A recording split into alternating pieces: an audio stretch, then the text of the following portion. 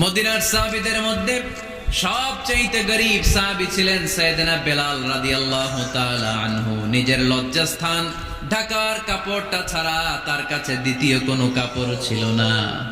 সকালে যদি খাবার পেত, দুপুরে খাবার ছিল না, দুপুরে পেলে রাতের জন্য ছিল না, আজকে খাবার থাকলে কালকে নেই। মদিনার সবচেয়ে গরীব সাহাবী বেলাল রাদিয়াল্লাহু তাআলা আনহু লজ্জাস্থান ঢাকার জন্য শুধু একটা জামা ছিল, গায়ে দেওয়ার মতো কোনো জামা নাই। এই সাহাবীর মতো গরীব কোনো সাহাবী মদিনার জমিনে নাই।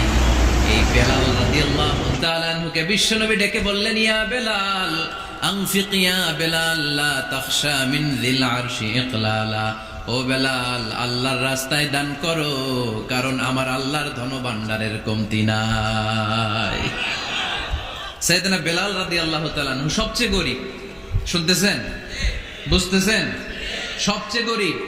ডাউন পার্টটা ঢাকার মতো একটা গার্মেন্ট ছিল, একটা কাপড়, এটা পেঁচায় আসতো, নামাজ পড়তো।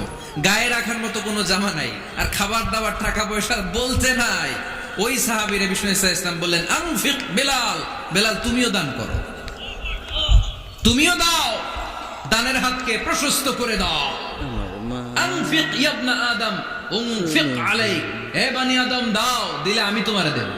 কেজির এটা হুজুরে দিয়ে দিলাম, এরপরে কেউ আমার 20 কেজি দিলে ওইটা ধরবো, ওইটা আবার আরেকজনরে দিব, এরপরে আরেকজন 30 কেজি দিলে ওইটারে ধরবো। কথা বলেন, কথা বলেন, কথা বলেন।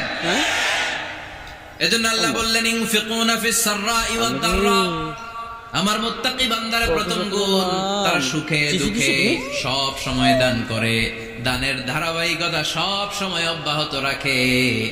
যারা সুখে দুঃখে সচ্ছল অসচ্ছল সব অবস্থায় দান করে, তাদের নাম হলো মুত্তাকি। মুত্তাকিদের প্রথম বৈশিষ্ট্য দান করে। আপনারা দান করেন তো? কিশোরগঞ্জের ভাইয়েরা সবাই করেন? করেন তো?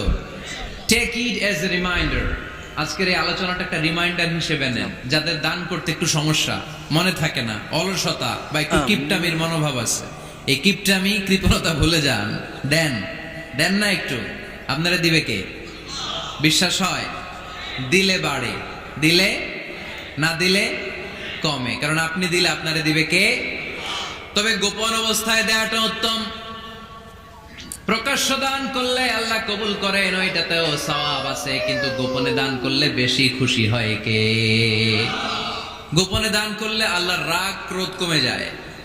আপনার কোনো পাপের কারণে আল্লাহ যদি আপনার উপর রেগে থাকে, আপনি গোপনে কিছু দান করে দেন, ওই রাগটা মুহূর্তেই ঠান্ডা হয়ে যাবে।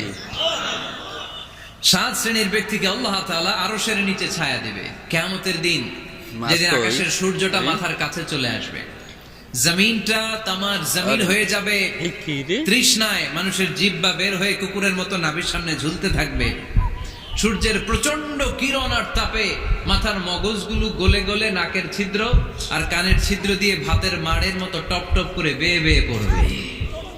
আল্লাহর আরশের ছায়া ছাড়া সেদিন আর কোনো ছায়া থাকবে না। বিষ্ণু বললেন, 7 শ্রেণীর ব্যক্তিকে আল্লাহ তাআলা সেদিন আরশের নিচে ছায়া দিবে। তার মধ্যে থেকে 1 শ্রেণীর ব্যক্তি, কিশোরগঞ্জের ভাইরা খেয়াল করে শুনেন, তার মধ্যে 1 শ্রেণীর ব্যক্তি হচ্ছে রাজুলুন তাসাদ্দাকা বিসাদাকা ফাআখফাহা। 1 শ্রেণীর ব্যক্তি হচ্ছে ওই ব্যক্তি যে গোপনে আল্লাহর জন্য দান করে। হাত্তা লা তা'লামু শিমালুহু মা তুনফিকু ইয়ামিনু, এমন গোপনে সে আল্লাহর রাস্তায় দান করে দেয়, ডান হাত কি দান করেছে বাম হাত পায় না। ডান হাত কি দিল, বাম হাত দেখে নাই।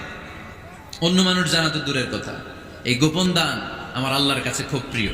এজন্য একটু দান করার অভ্যেস করেন, অল্প করে করেন। আজকে যে এই 5 টাকা দান করে দেন মসজিদে, 2 টাকার নোট থাকলে দান করে দেন, 1 টাকার পয়সা থাকলে দান করে দেন। দান করতেই হবে, কারণ মুত্তাকি হতে চাইলে এই দানের ধারাবাহিকতা কন্টিনিউয়াসলি এটা রাখতে হয়, এটা থামানো যায় না।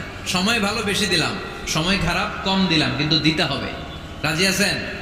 আল্লাকা সিররুন ইনদাল্লাহ বাইনাকা আনতা ওয়া বাইনাল্লাহ, আল্লাকা সাদাকাতুন তাখফা লা ইয়ালামুহা ইল্লাল্লাহ, আল্লাকা সিররুন ইনদাল্লাহ বাইনাকা আনতা ওয়া বাইনাল্লাহ, আল্লাকা সাদাকাতুন তাখফা লা ইয়ালামুহা ইল্লাল্লাহ। সুবহানাল্লাহ পড়ো।